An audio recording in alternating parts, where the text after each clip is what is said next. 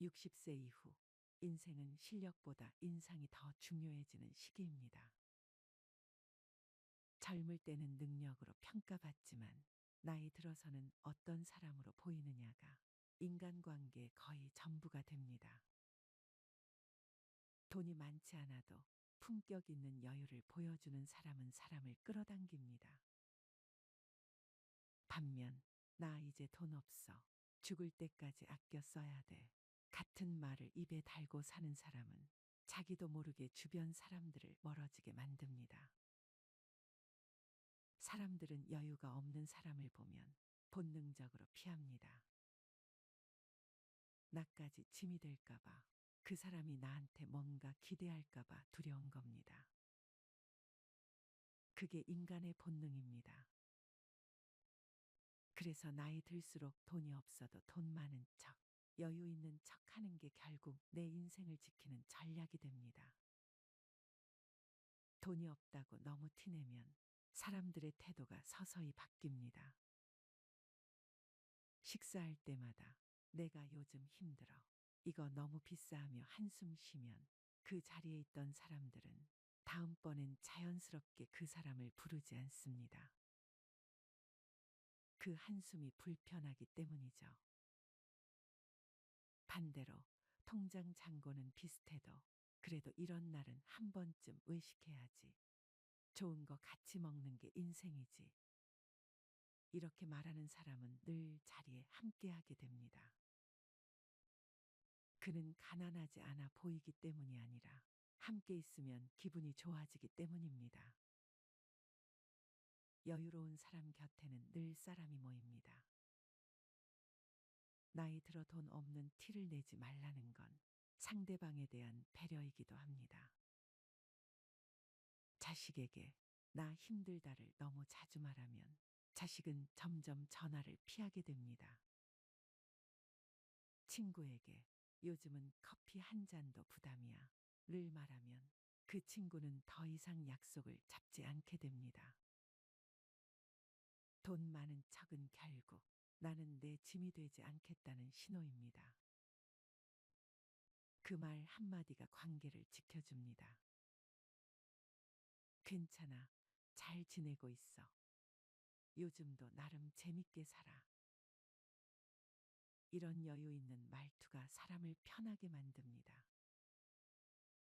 그게 나이 든 사람의 품격이고 존중받는 태도입니다. 실제 통장에 돈이 없어도 스스로를 가볍게 꾸릴 줄 아는 사람은 결코 초라해지지 않습니다. 매일 깨끗한 셔츠 하나, 작은 커피 한 잔의 여유, 그리고 난 아직 괜찮아라는 말 한마디. 이게 진짜 자산입니다. 반대로 옷차림이 흐트러지고 말투에서 패배감이 묻어나면 사람들은 그 사람을 가난한 사람으로만 봅니다. 그 순간 인생의 무대에서 조용히 퇴장당하는 겁니다. 노후의 품격은 돈에서 나오는 게 아닙니다. 스스로를 대하는 태도에서 나옵니다. 남들이 나를 어떻게 볼까 보다 나는 나를 어떻게 대접하느냐가 중요해지는 시기이죠. 돈이 많다고 존경받는 시대는 끝났습니다. 요즘은 여유 있어 보이지만 속 깊은 사람, 남을 도와줄 줄 아는 사람, 자기 사정을 늘어놓지 않는 사람에게 사람들이 끌립니다. 그런 사람은 실제로 돈이 많지 않아도 믿음직하다, 품격 있다, 배울 점 있다는 말을 듣습니다. 그건 통장 잔고가 아니라 인생의 잔고, 즉 태도에서 나오는 이자입니다. 돈이 없어도 돈 많은 척 해야 한다는 말은 결국 나는 내 삶을 존중한다는 선언입니다. 남이 나를 어떻게 보든 나는 스스로를 작게 만들지 않겠다는 뜻이죠. 진짜 부자란 가난을 드러내지 않고 여유를 지킬 줄 아는 사람입니다. 그리고 그런 사람은 언제나 인간관계에서도 부자입니다. 여러분, 나이가 들면 정말 이상한 일이 생깁니다. 예전엔 가치 있는 것만으로도 웃음이 났던 사람이 어느 순간부터는 가치 있는 게 피곤해지고 그 사람이 하는 말 하나하나가 괜히 마음에 걸리고 그 사람을 만나고 돌아오는 길엔 꼭 한숨이 먼저 나옵니다. 처음엔 내가 예민해졌나 싶습니다. 세상이 각박해진 건가? 내가 너무 물질적으로 변한 건가? 그런데 그렇게 나를 탓하다가 문득 깨닫게 됩니다. 그 사람이 달라진 게 아니라 그 사람이 더 이상 나에게 선한 존재가 아니게 된 것이라고요. 김정자 씨는 올해 73입니다. 남편은 15년 전 지병으로 세상을 떠났고 두 자녀는 서울에서 가정을 꾸려 살고 있습니다. 한때는 동네에서 유명한 국밥집을 운영했던 사장님이었고 지금은 소소한 월세 수입과 연금으로 큰 불편 없이 살아가고 있었죠. 그녀의 삶에 갑자기 들어온 인물이 하나 있었습니다. 고등학교 단짝이었던 박영숙 씨. 같이 도시락을 까먹던 친구. 젊은 시절 신촌에서 데이트하다 들켜 서로 놀리던 추억이 있는 친구. 남편 생전에 가족끼리 명절까지 함께 보냈던 말 그대로 피보다 친한 친구였습니다. 연락이 끊긴 지 20년이 넘었지만 어느 날 우연히 재래시장에서 다시 마주치게 됩니다. 정자야, 너 맞지? 세상에, 내가 너를 여기서 다 보네. 손을 덥석 잡으며 눈물까지 글썽이던 그 모습에 정자 씨도 울컥했습니다. 그렇게 두 사람은 다시 만나게 되었고 처음 몇 달은 마치 잃어버렸던 시간을 보상이라도 하듯 자주 만나며 웃고 떠들고 옛날 이야기로 하루를 보내기 일쑤였습니다. 그러던 어느 날 이상한 피로감이 찾아오기 시작했습니다. 만날 때마다 영숙 씨는 끊임없이 힘든 이야기를 꺼냈습니다. 남편은 몇 년째 우울증에 시달리고 있고 자식들은 연락도 없고 아파트 관리비가 몇 달째 밀렸다고 자신은 요양보호사 보조일을 하며 하루하루를 겨우 버티고 있다고 말했습니다.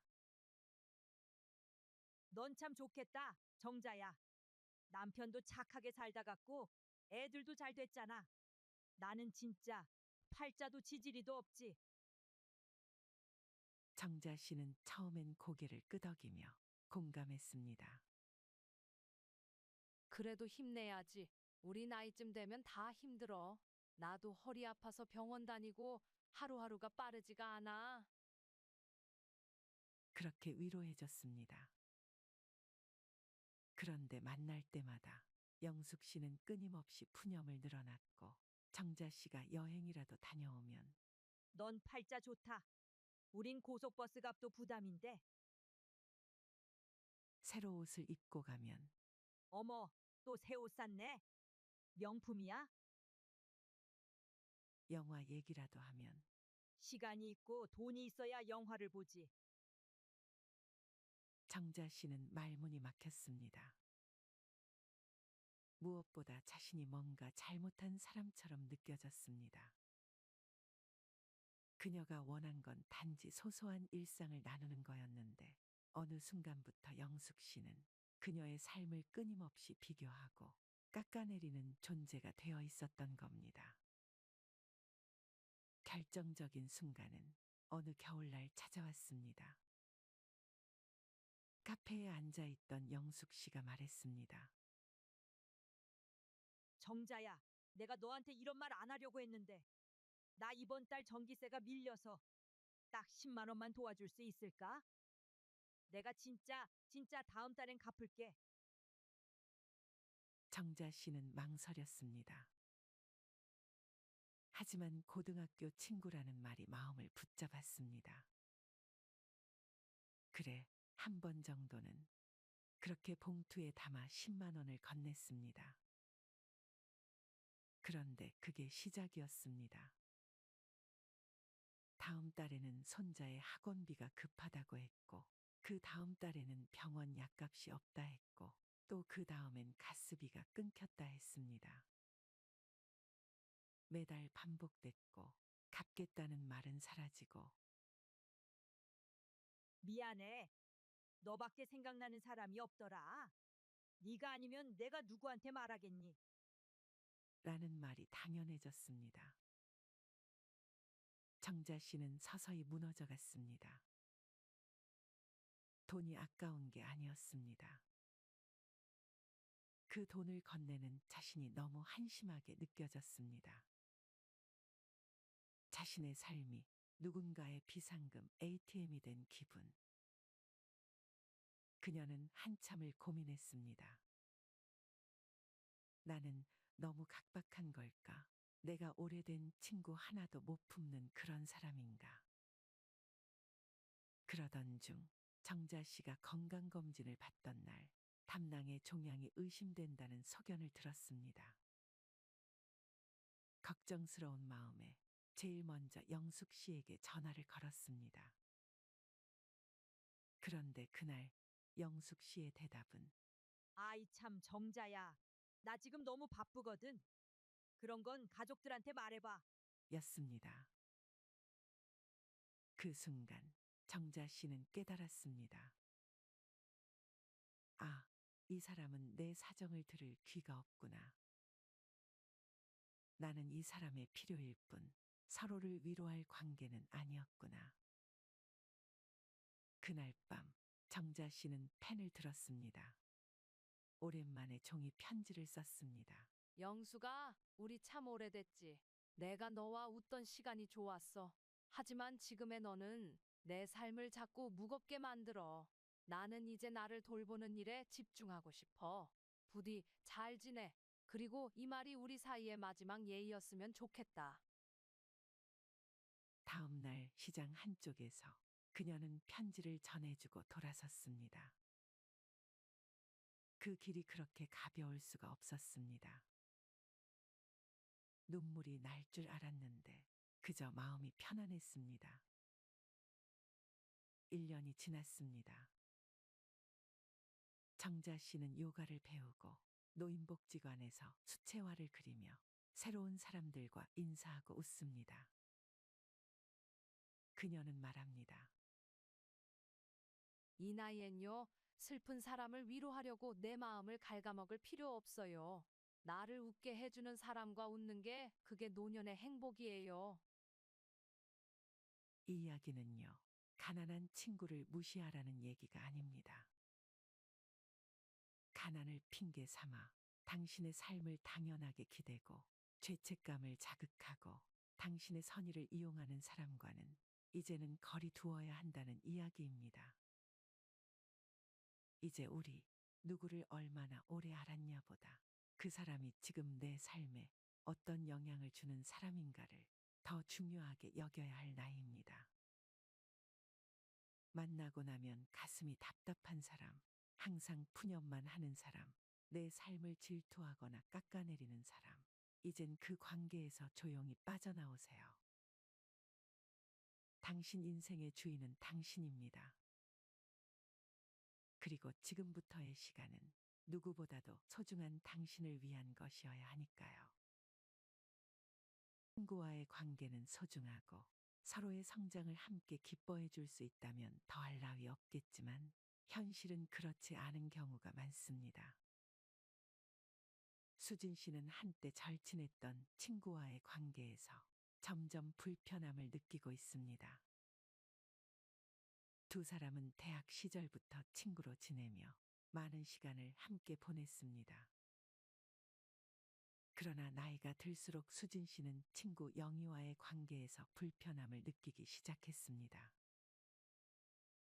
최근 수진 씨의 남편은 최근 큰 회사의 부사장으로 승진하며 직장 생활에서 큰 성과를 이루었습니다.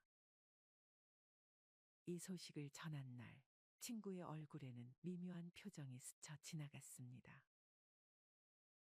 그녀는 억지로 미소를 지으며 축하한다고 말했지만 그 뒤로부터 수진의 남편에 대한 작은 험담을 시작했습니다. 내 남편이 요즘 바쁘다더라. 집에는 잘 들어오냐? 라며 마치 그의 성공이 가정의 문제가 될 것이라는 식으로 말을 했습니다. 또한 수진의 딸이 명문 대학에 입학하고 아들이 대기업에 취업했을 때도 친구의 반응은 마찬가지였습니다. 수진 씨의 친구는 요즘 명문 대학이라고 다 좋은 건 아니야. 라며 수진 씨 딸의 성과를 깎아내리려 했고, 아들의 취업 소식에는 그 회사 요즘 구조조정이 심하더라. 며 부정적인 말을 던졌습니다. 수진 씨는 점점 친구의 반응에 상처를 받기 시작했습니다.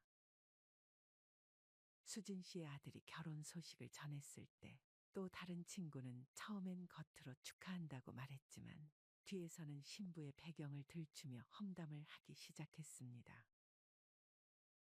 그 신부 집안은 좀 문제가 있지 않아? 라며 없는 이야기를 만들어냈습니다. 수진 씨는 이런 친구들의 태도에 큰 실망감을 느꼈습니다. 한편 수진 씨의 건강이 악화되어 병원에 입원하게 되었을 때 친구의 병문안을 오며 오히려 신이 난 듯 보였습니다. 그녀는 수진의 건강 상태를 걱정하는 척하면서도 너도 이제 나이 들었으니 몸 조심해야지. 내가 말했잖아. 그 나이에 건강이 최고라고. 라며 은근히 자신이 맞았다는 듯이 말했습니다. 어느 날 수진 씨는 다른 친구로부터 친했던 친구가 뒤에서 자신에 대해 험담을 하고 다닌다는 이야기를 듣게 되었습니다. 친했던 친구는 수진 씨의 가정사와 자녀들에 대해 부정적인 이야기를 퍼뜨리고 있었습니다. 수진이 남편이 성공했다지만 그게 다 운이 좋아서지. 라며 수진이 딸은 명문 대학 갔지만 성격이 별로더라. 라는 식의 험담이었습니다. 수진 씨는 오랜 친구와의 관계를 어떻게 정리해야 할지 고민에 빠졌습니다. 그녀는 오랜 시간 함께한 친구를 잃고 싶지 않았지만 점점 더 불편해지는 관계에서 벗어나고 싶었습니다. 수진 씨는 결국 친구에게 솔직하게 자신의 감정을 털어놓기로 결심했습니다. 수진 씨는 친구와 만난 자리에서 조심스럽게 말을 꺼냈습니다. 영희야, 우리가 오랜 친구로 지내왔는데 요즘 너와의 관계에서 많이 힘들어. 너의 말과 행동이 나에게 상처가 될 때가 많아. 친구는 처음엔 당황한 표정을 지었지만 이내 고개를 숙이며 말했습니다. 미안해, 수진아. 나도 모르게 너를 시기하고 있었나 봐. 우리 서로 솔직하게 이야기하면서 관계를 회복할 수 있을까?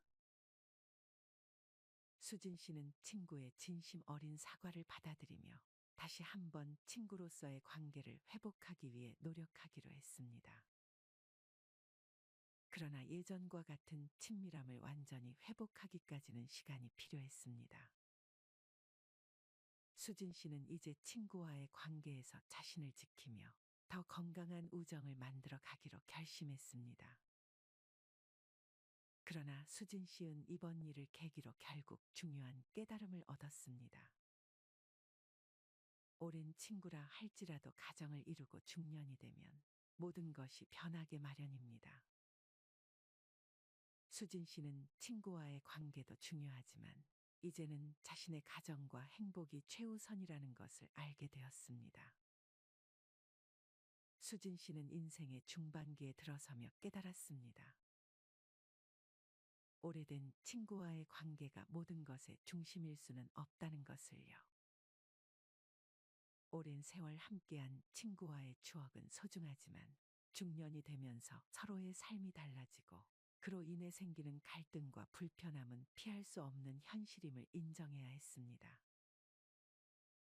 친구와의 관계는 소중하고 서로의 성장을 함께 기뻐해 줄 수 있다면 더할 나위 없겠지만 현실은 그렇지 않은 경우가 많습니다. 수진 씨는 오랜 친구와의 추억을 소중히 여기되 현재와 미래를 살아가는 데 있어서는 가정과 자신이 최우선이라는 사실을 받아들였습니다. 나이가 들수록 중요한 것은 자신과 가족의 행복과 안정임을 다시 한번 확신하게 되었습니다. 오랜 친구와의 관계도 중요하지만 그보다 더 중요한 것은 자신과 가족의 행복이라는 것을 다시 한번 깨닫게 되었습니다. 중년의 삶에서 진정한 우정은 서로의 행복을 진심으로 기뻐하고 응원할 때 비로소 의미가 있다는 것을 깨달았습니다.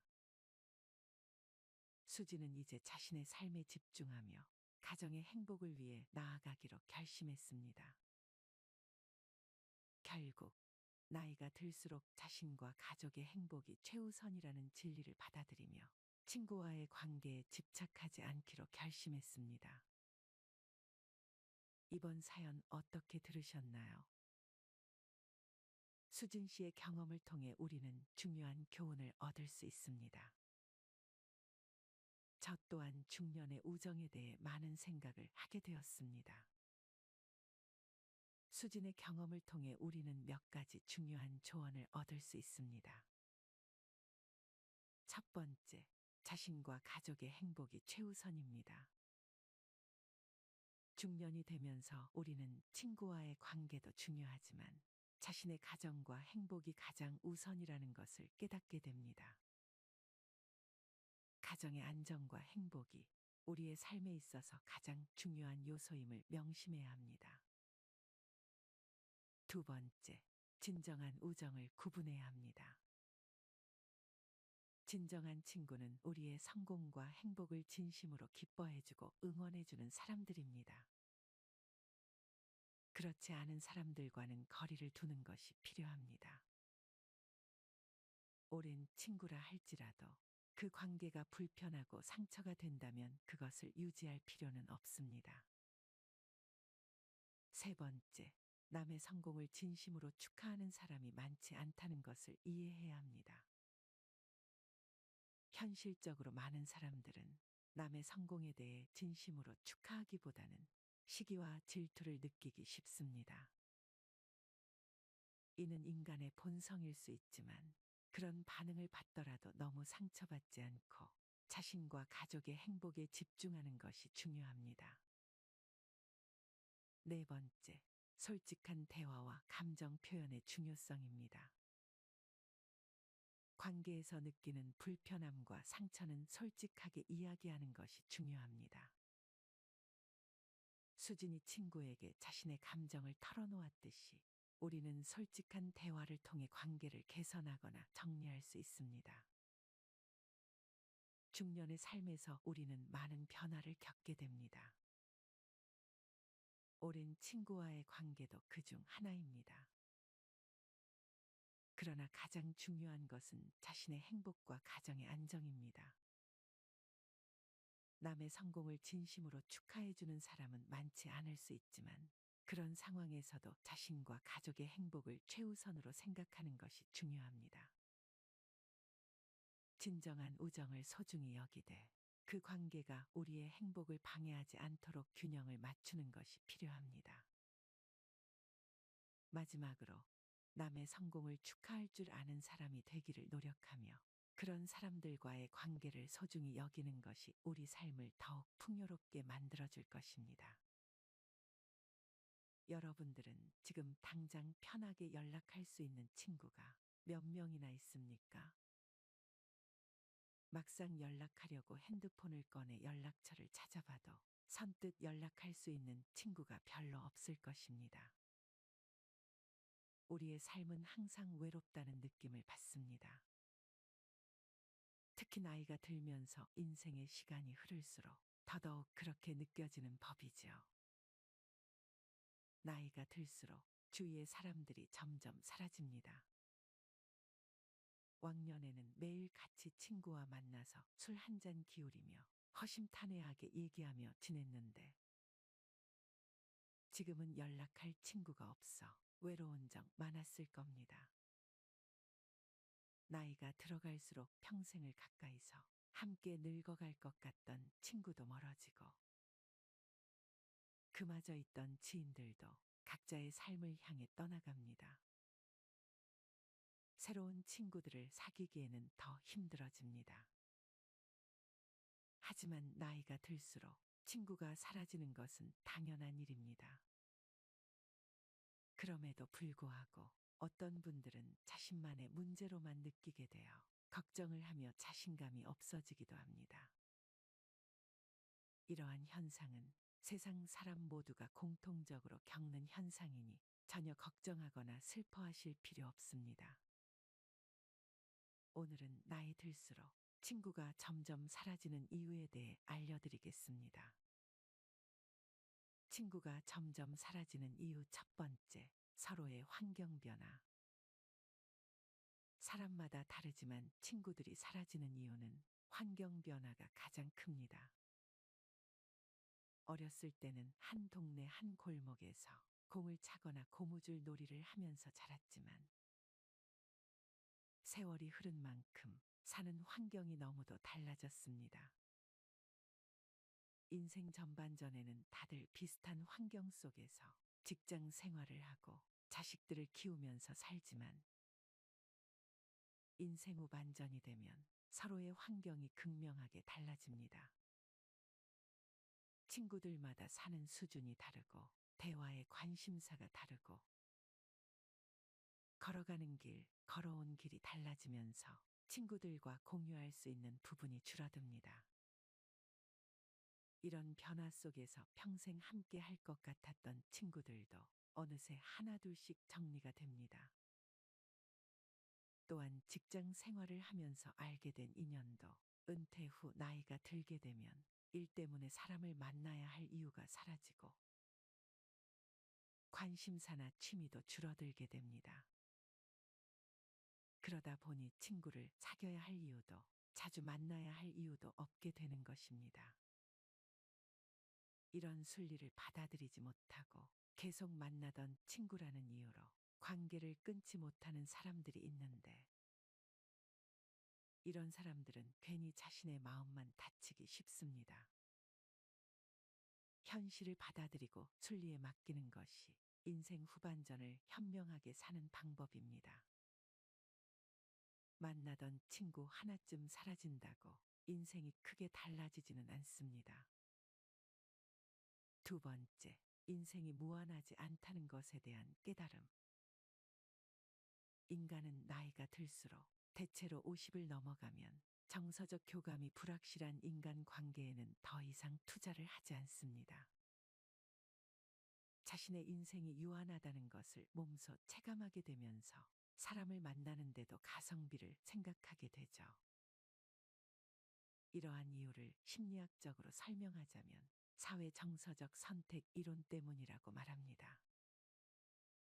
나이가 들수록 사회적 관심은 줄어들지 않지만 의욕이 떨어지고 사회 활동은 위축됩니다. 어릴 때는 친구가 많으면 많을수록 즐겁고 재밌었지만 나이가 들다 보면 친구가 꼭 많을수록 내 삶이 행복해지는 건 아니구나를 깨닫게 됩니다. 매일 같이 어울려 다닐 체력도 가지고 있지 않아 친구가 많은 것이 오히려 부담이 되기도 합니다. 위와 말씀드린 두 가지 이유뿐만이 아니더라도 나이가 들수록 친구는 자연스레 사라지게 됩니다. 왕년에 친구가 많았는데 나이 들어 연락할 친구를 찾아보니 누구에게 연락을 해야 할지 모르시겠죠. 하지만 친구가 적어진다고 해서 외롭다든지 소외감이 들어 우울해하지 않으셔도 됩니다. 당연한 이치로 받아들이세요. 나이가 들면 들수록 친구가 적어지는 건 당연합니다. 그렇게 당연한 것으로 받아들이면 친구가 하나 둘 사라져도 신경 쓸 일이 적어집니다. 자연스럽게 나에게 신경을 더 쓰게 되고 나의 내면을 들여다볼 수 있는 시간이 많아지게 되니 긍정적으로 생각하세요. 독일의 철학자는 인간은 혼자 있을 때 가장 행복하다고 말했습니다. 진정한 행복은 우리의 내면에서 오며 우리의 행복을 위해 외부 요인에 의존해서는 안 됩니다. 나이 50이 넘어가면 혼자 있는 시간이 더 많아지고 혼자 있고 싶어 하는 사람들이 정말 많습니다. 이건 정말 정상적인 일입니다. 사람은 자유로움 속에 성장할 수 있는 삶을 위해 혼자만의 시간이 필요합니다. 잘 살고 행복하기 위해 혼자만의 시간을 즐겨야 합니다. 어수선한 집단에서 벗어나 혼자서 조용하게 자신의 내면을 깊게 들여다보며 사유하고 자신을 돌아볼 수 있는 시간적 여유를 갖게 되면 삶이 균형을 이뤄 행복감이 몰려올 것입니다. 혼자라는 것은 내면의 또 다른 나 자신과 대화하고 내 몸과 마음을 다른 각도에서 바라보는 시간입니다. 우리가 혼자 있는 시간을 외롭고 고독하게 느끼는 이유는 지금 소속된 집단, 즉 사회나 가족, 친구를 잃을 수 있다는 두려움 때문입니다. 우리는 소속 의존증이라는 본성을 지니고 있기 때문에 돈이나 물건을 잃는 것보다 소속에서 버려지는 것을 더 두려워합니다. 결국 소속 의존증을 극복하고 혼자 있는 시간을 즐길 수 있게 되면 인간관계에서 오는 스트레스에서 벗어나 밝고 상쾌한 나 자신을 만날 수 있습니다. 인생 후반전에는 우리 삶과 우선순위를 반성하는 시기이며 생각을 정리하는 시간이 필요합니다. 혼자 있는 시간이 꼭 외로움을 의미하는 것만은 아니며 오히려 이 시간을 잘 활용하면 과거에 몰랐던 나의 삶과 인생을 다시 살펴볼 수 있는 좋은 기회를 제공할 것입니다. 혼자만의 시간을 즐기는 순간 자신감과 자존감을 올라가게 될 것입니다. 물론 인생을 살다 보면 주변에 친구가 없다는 것에 슬픔을 느낄 때도 있을 겁니다. 하지만 이런 상황에서는 오히려 자신이 진짜 좋아하는 것은 무엇인지 스스로 생각해 보아야 합니다. 내가 진짜 좋아하는 취미는 무엇인지, 나는 무슨 음식을 좋아하는지 스스로에게 묻고 답해 보세요. 그렇게 답을 찾은 중년들 중에는 관심 있는 분야에 대해 즐거운 마음으로 공부를 합니다. 실제로 그렇게 유튜브도 시작하고 책도 출판하고 TV에 나오는 친구도 있습니다. 남들이 보는 시선에 얽매이지 않고 필요한 것 외에 욕심을 부리지 않는 것도 중요합니다. 이렇게 하면 후회할 일도 미련도 없어집니다. 더 이상 홀로 남는 것을 두려워하지 말고 혼자여도 행복한 나로 살아가야 합니다. 또한 혼자서도 잘 지내는 사람들은 스스로에 대해 잘 알고 마음에 여유가 있어 다른 사람을 배려할 줄 압니다. 그렇다면 과연 이들이 혼자서도 편안하고 안정감을 느끼는 비결은 무엇일까요? 마지막으로 혼자서도 잘 지내는 사람들의 4가지 특징과 그 이유에 대해 알려드리고 마치겠습니다. 첫 번째는 타인에게 의지하지 않는 것입니다. 옆에 누군가 있어야 마음이 편한 사람은 자기도 모르는 사이의 상대에게 의지하고 심지어 집착하는 경우도 있습니다. 관계가 틀어질까봐 부당한 일도 참고 넘기며 상대방의 기준에 맞춰 자신을 희생합니다. 이에 상대에 대한 불만이 쌓이고 상처받는 상황이 반복됩니다. 반면 친구 없이도 혼자 잘 사는 사람들은 스스로를 지지하고 스스로에게 만족합니다. 그래서 자신의 마음을 성숙하게 다스릴 줄 압니다. 자기 기준이 명확하고 상대가 선을 넘는 경우에도 굳이 참고 희생하지 않습니다. 어떤 문제가 생겨도 스스로 해결할 힘을 갖고 있기 때문에 아쉬울 것이 없습니다. 스스로 이겨내고 해결책을 찾다 보면 생각보다 별것 아니었다는 것을 알게 되고 오히려 지금까지 본 적 없는 새로운 자신을 발견하는 기회가 될 것입니다. 타인에게 의지하는 것은 스스로의 자유를 박탈하는 것과 같습니다. 나의 모든 순간, 모든 감정, 모든 모습을 온전히 알고 있는 건 바로 나입니다. 누구에게 보여주기 위해서가 아닌 나를 위해 여러분도 자기 자신과 친구가 되어 보시기 바랍니다. 두 번째는 자신의 내면을 채우는 활동을 합니다. 혼자 있는 시간을 우울감에 사로잡혀 쓸쓸하게 보내지 않고 독서나 명상 혹은 자기가 좋아하는 취미 활동을 하며 자신의 내면을 채우는 활동을 합니다. 그 이유는 시간을 발전적이고 생산적인 활동으로 채우기 때문입니다. 혼자 있는 것이 외롭다고 느껴서 잘 맞지 않는 사람의 기준에 맞춰가며 지내다 보면 시간이 지날수록 상처만 남게 됩니다. 이유 모를 외로움, 자존감과 자신감 하락 등 부정적인 생각은 외부의 자극에 의해 우리 삶에 지속적으로 떠올랐다 사라집니다. 하지만 혼자만의 시간에는 나를 좀먹는 생각으로부터 자신을 보호할 수 있습니다. 같은 세월을 살아도 시간을 활용하는 사람과 끌려다니는 사람의 차이는 나이가 들수록 확연한 차이로 나타납니다. 친구가 없는 사람의 이미지를 떠올려 보면 쓸쓸하고 영혼 없는 처량한 모습을 떠올리지만 실제로는 그 시간을 활용하는 사람들이 오히려 활력이 넘치고 인생을 즐기며 살아갑니다. 하고 싶지만 시간이 없어 미뤄오던 일들을 오늘부터 시작하고 나의 가치관과 취향을 발전시키고 시간의 농도를 깊이 있게 활용해 보시기 바랍니다. 세 번째는 새로운 도전을 두려워하지 않는 것입니다.